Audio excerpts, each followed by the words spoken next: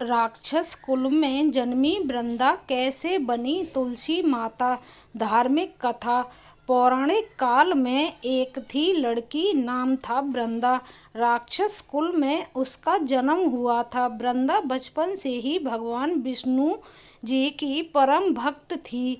बड़े ही प्रेम से भगवान की पूजा किया करती थी। जब वह बड़ी हुई तो उनका विवाह राक्षस कुल में दानव राज जलंधर से हो गया।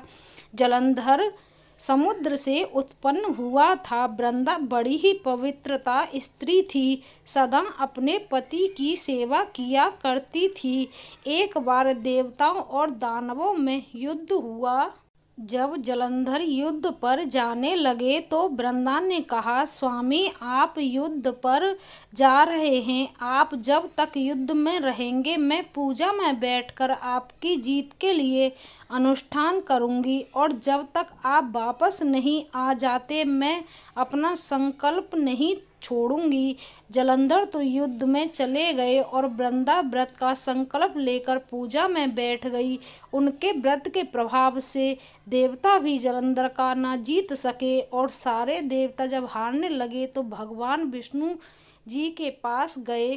सबने भगवान से प्रार्थना की तो भगवान कहने लगे कि वृंदा मेरी परम भक्त है, मैं उसके साथ छल नहीं कर सकता। पर देवता बोले, भगवान दूसरा कोई उपाय भी तो नहीं है, अब आप ही हमारी मदद कर सकते हैं। भगवान ने जलंधर का ही रूप रखा और वृंदा के महल में पहुंच गए। जैसे ही वृंदा ने अपने पति को देखा वे तुरंत पूजा में से उठ गई और उनके चरण छू लिए। जैसे ही उनका संकल्प टूटा, युद्ध में देवताओं ने जलंधर को मार दिया और उसका सिर काटकर अलग कर दिया। उनका सिर वृंदा के महल में गिरा। जब वृंदा ने देखा कि मेरे पति का सिर तो कटा पड़ा है, तो फिर ये जो मेरे सामने खड़े हैं ये कौन हैं? उन्होंने पूछा, आप कौन हैं जिसका स्पर्श मैंने किया?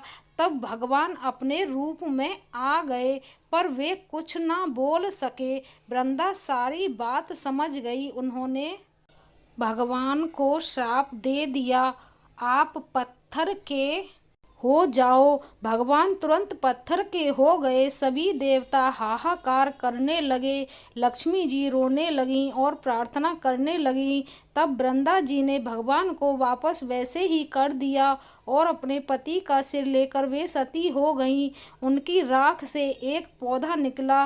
तब भगवान विष्णु जी ने कहा, आज से इनका नाम तुलसी है और मेरा एक रूप इस पत्थर के रूप में रहेगा, जिसे शालिग्राम के नाम से तुलसी जी के साथ ही पूजा जाएगा, और मैं बिना तुलसी जी के प्रसाद स्वीकार नहीं करूँगा।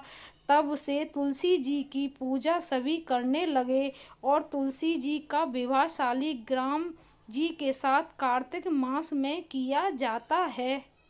देव उठनी एकादशी के दिन इसे तुलसी विवाह के रूप में मनाया जाता है। तुलसी महारानी की जय। हरि हरि बोल। दोस्तों, यह कहानी आपको पसंद आई हो तो प्लीज़ लाइक शेयर कमेंट करना। धन्यवाद।